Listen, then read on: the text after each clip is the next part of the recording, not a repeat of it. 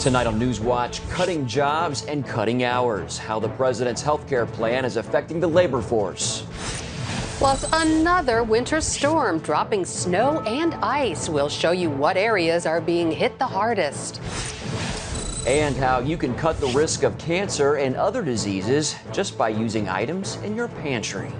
All this and more tonight on NewsWatch. Good evening. I'm Mark Martin. And I'm Lori Johnson.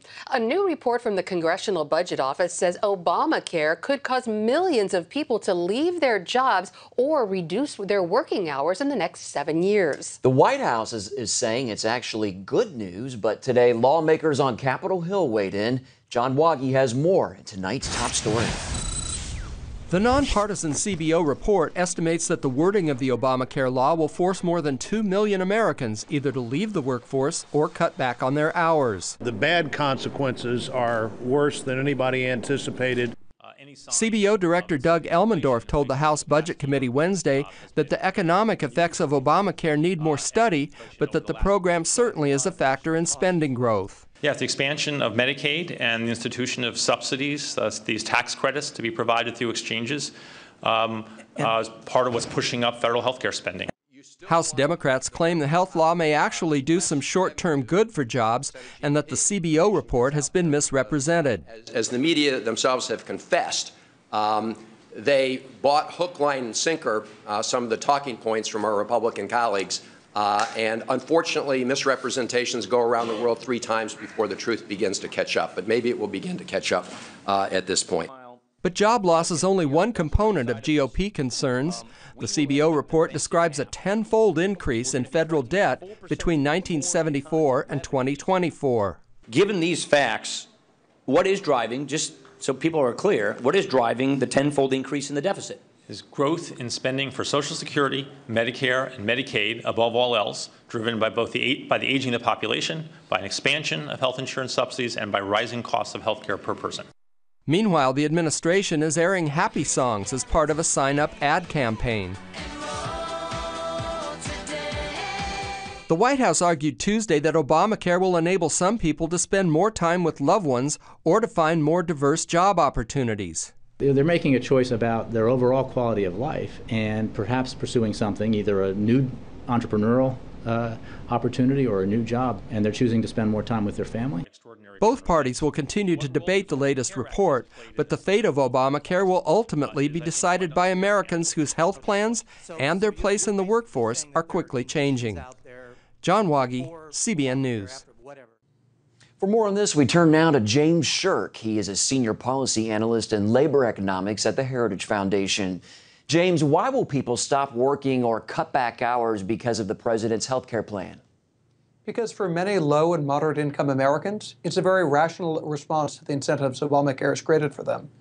The way the exchange subsidies work is that as you make more money, you qualify for less premium subsidies, a lot less. So if you have a family of 4 that's going from 1.5 times the poverty level to twice the poverty level, their health insurance premiums are going to double. Add that into the other taxes they're going to have to pay. And for many low-income workers, they're facing effective marginal tax rates of over 75%. For every dollar they earn after they pay their higher taxes and their premium subsidies, they get to keep less than 25 cents. How many people of any income level would work much if they were faced with such high tax rates? Well, James, what about employers? Many were already weary of what Obamacare would cost them. How has that affected the job market? Employers are facing dramatically higher health insurance costs because of the law. Health insurance premiums for many of the employers are skyrocketing. And at the same time, many employers that don't provide benefits now have to pay a very stiff penalty. Now, economists would expect that over time, employers will ultimately take these costs out of workers' wages in the form of slower raises and slower promotions. But in the short term, what employers are going to be doing is finding that it's a lot more expensive to hire workers. And so Gallup polling finds that many small business owners are saying they've held back on hiring because of the law. The Federal Reserve is seeing exactly the same thing. Many Federal Reserve banks are reporting that they're seeing a lot less hiring from their business contacts because of the Affordable Care Act. James, the Obama administration is saying the CBO report is actually good news for the economy. Are they wrong? Well, that's a very perverse view of looking at it, that when the government financially penalizes you for working harder and makes it not worth your while to work, to call that good news because you don't have to work, I mean, I don't think that's a very good policy. In the short term, many lower and moderate income Americans are going to respond quite rationally to these incentives and either work a part-time job or not work at all. But in the long term, they're going to remain trapped in poverty. This is a law that, no matter what the good intentions of its authors, is going to leave many people trapped, and it's going to worsen the poverty trap we've created. Is there a way to fix the issues with the Affordable Care Act, or is this something America simply has to deal with? Not without completely overhauling the structure of the law. This is a law that was designed to provide very generous subsidies that phase out as your income rises. The net result of that is many people are going to respond very rationally to their incentives. At a 75% tax rate, how much would you work? How much would any American work? They are responding quite rationally to what the government has given them. Wow. All right, James Sherk with the Heritage Foundation. Thanks for breaking it down for us. You're welcome. Stop spying on private citizens. That's the message state lawmakers are sending to the federal government and local law enforcement. They're angry the National Security Agency has been tracking Americans' digital activities and that the federal government isn't doing enough to stop it. At least 14 states across the country are taking steps to prevent government surveillance of ordinary Americans, saying the measures are needed to preserve liberty. Another storm is bringing snow and rain to 24 states. But as Heather Sells reports, the biggest issue with this latest winter system is ice. It's the second winter storm to hit this week, and in the Midwest, that means an army of snowplows working around the clock. We just take the snow from the left side and we push it all the way over to the right. Kansas City could see up to 12 inches of snow by the end of tonight, the largest accumulation in 20 years. This Southwest jet landed there and promptly got stuck in the snow, forcing the airline to bus passengers to the terminal.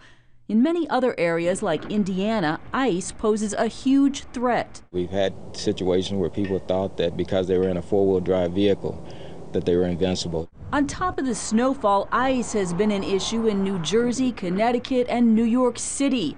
The possibility of it weighing down power lines is a major concern. Mayor Bill de Blasio is also urging commuters to stay inside or use mass transit. Cities and states across the Midwest and Northeast are also reeling economically in the wake of this winter's severe weather. The Midwest is facing a salt shortage. It's very difficult getting salt right now, whether it's bag salt or bulk salt. Just yesterday, the price doubled actually. In many areas in the Northeast, budgets for snow removal are already wiped out. To make matters worse, a third storm is expected this weekend, further increasing the strain on communities that are already winter weary. Heather Sells, CBN News. Many places are trying to figure out how they'll cover the cost of all these winter storms. It is tough. We're right there, we're just about getting ready to go over budget. We're already $66,000 over budget because of the storms. Propane prices are also skyrocketing due to a short supply, making heating bills go higher for residents. And companies are suffering due to the storms. Last month, airlines lost $150 million in revenue because of canceled and delayed flights. Overseas now, the Syrian civil war is having an horrific effect on children there. A new United Nations report says government forces have tortured, maimed, and sexually abused children, and that rebels recruited kids for combat, even using them as human shields. The report estimates at least 10,000 children have died since the conflict began back in March of 2011. It's horrible. UN Secretary General Ban Ki-moon urges the two sides to work to protect the lives of children.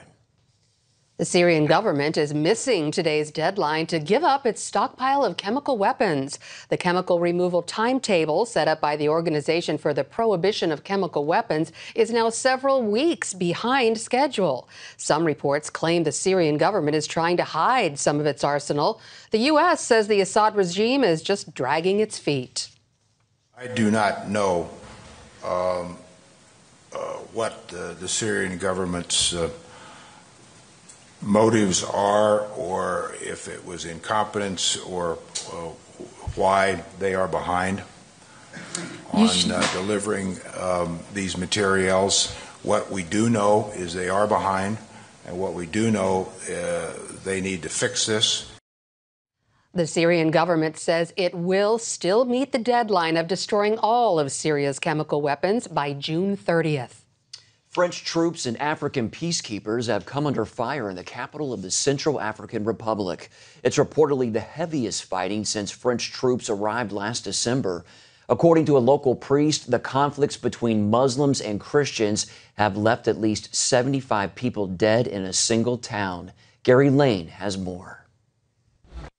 Gunfire now erupts daily in the Central African Republic capital city of Bangui. This woman discovers that inching her way to shelter is dangerous. Getting caught in the crossfire could cost her life. 1,600 French soldiers and 5,000 African peacekeepers are here trying to reverse an escalation of bloodshed. After the Christian president was overthrown in a coup last March, Muslim militants known as the Selekas burned churches and carried out a number of massacres against Christians. Since the Muslim coup leader stepped down from the presidency, Christian militias known as the Anti-Balakas continue to take revenge on Muslims, killing them, looting and destroying their homes and mosques. This Muslim man explains he's not part of the Seleka militia. He's just fighting to defend his home and neighborhood, he says. Another Muslim man said he's ready to die for Islam. Because the civil war is not just politics, people are attacking Muslims and are against Islam. Hundreds of Muslims have fled to mosques, Christians to churches for protection. Interim President Samba Panza received an enthusiastic welcome from locals as she visited displaced people receiving refuge at a church compound. With no end in sight to the attacks and counterattacks, one reporter asks, what does the country need now? Security, she says. Gary Lane, CBN News. Coming up, the next wave of automotive technology, talking cars. We'll explain when we come back. Welcome back. Drugstore giant CVS plans to stop selling tobacco products like cigarettes. By October 1st, the more than 7,000 locations will stop carrying the products. The drugstore chain says they want to promote wellness, and tobacco is, quote, inconsistent with their purpose. President Obama is praising the decision, saying it sets a powerful example. The move could cost CVS up to $2 billion in annual revenue, however. The store is the first national pharmacy to stop tobacco sales. The Department of Transportation has an idea to reduce traffic accidents, cars that can talk to each other. It may sound far-fetched, but as Caitlin Burke reports, it's a safety feature the U.S. government may soon require from automakers. More than 30,000 people die every year on U.S. highways. But new technology could make the nation's roads much safer. Early studies indicate that V2V has the potential to help drivers avoid 70 to 80% of vehicle crashes involving unimpaired drivers. V2V stands for vehicle to vehicle, and it allows cars to transmit their speed, position, and other information. When it senses that a car is getting too close, it alerts the driver of the possible collision. In Atlanta, AT&T recently opened its first Drive Studio, a production center testing the concept. With vehicle-to-vehicle communications and speech enablement, a lot of those worries, a lot of those risks, a lot of those distractions will be minimized. A government report on the costs and benefits of these connected cars is due out this month, but requiring automakers to install it in their cars is still years away. Regardless, officials call the new technology a game changer. When these technologies are adopted across the fleet, the results could be nothing short of revolutionary for roadway safety. And when tied to vehicle-to-infrastructure technologies, not only will they deliver safety benefits, but they will be able to save fuel and increase mobility. Caitlin Burke, CBN News. Up next, how using certain spices could help you prevent different diseases.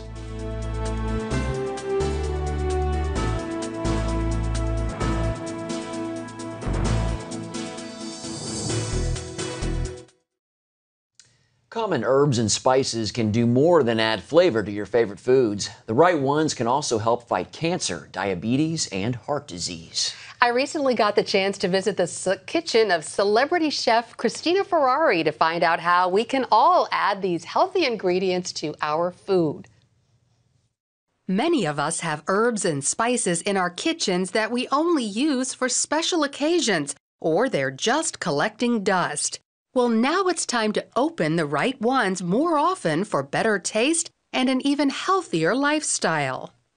Both herbs and spices come from plants. The difference is herbs like rosemary and oregano come from the leaves, whereas spices come from other parts of the plant. For instance, cinnamon comes from the bark and ginger from the root.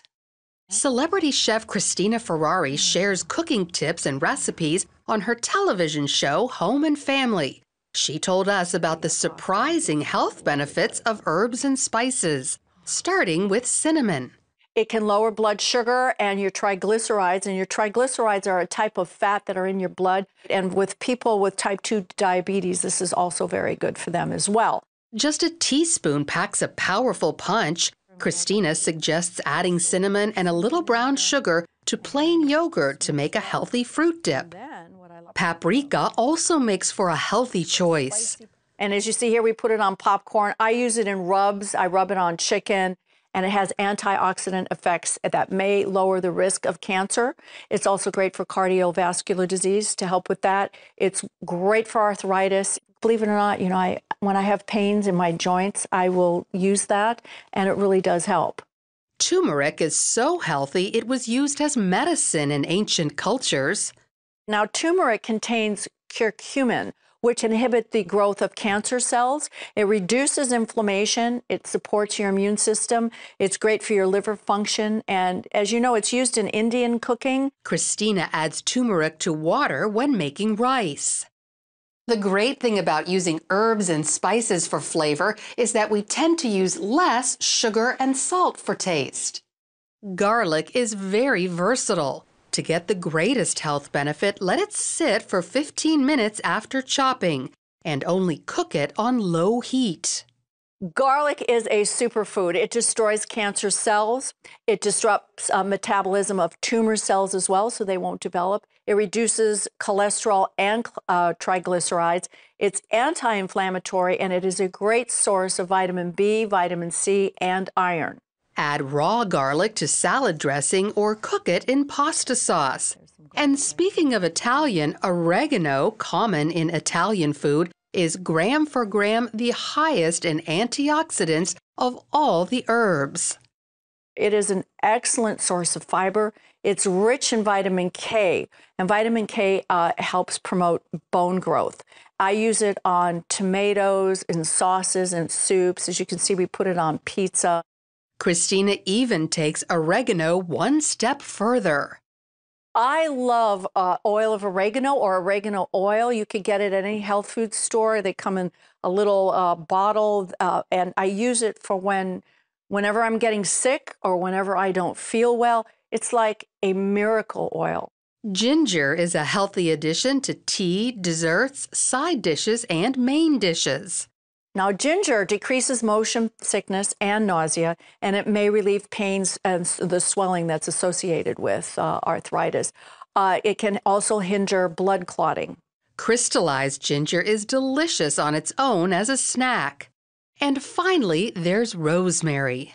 I put it on chicken, on potatoes. I chop it in to make in my pasta as well. Rosemary stops gene mutations that can lead to cancer. It also helps prevent damage to the blood vessels that raise the risk of heart disease. And I just love the aroma, and it's an excellent source of vitamins as well.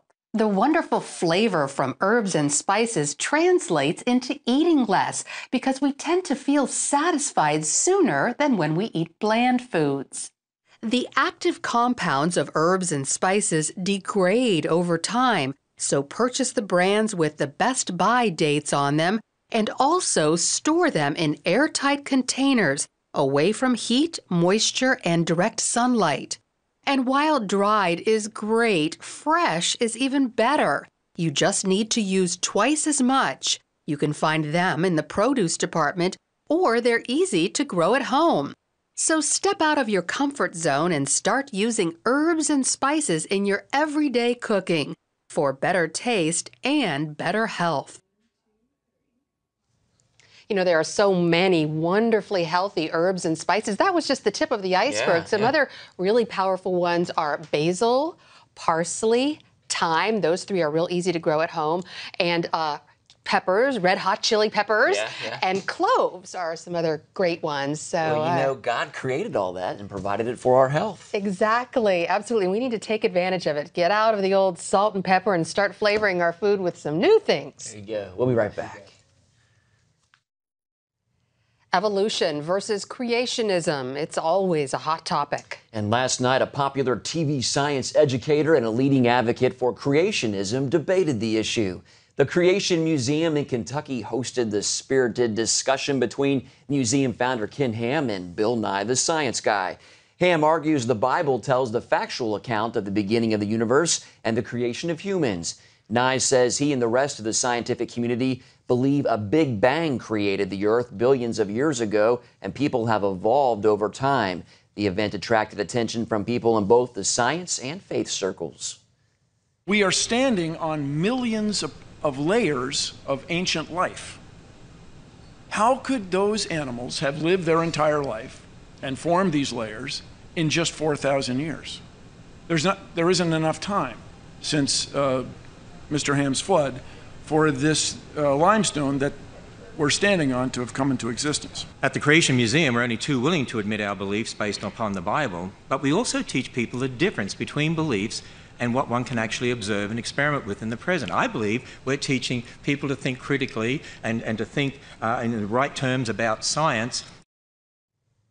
The Creation Museum says visitors from 29 states bought seats for the debate, and I heard it sold out in 2 minutes. Wow, a lot of interest. Yes. Well, that's all the time we have for this edition of NewsWatch. Thanks for watching. Have a great night.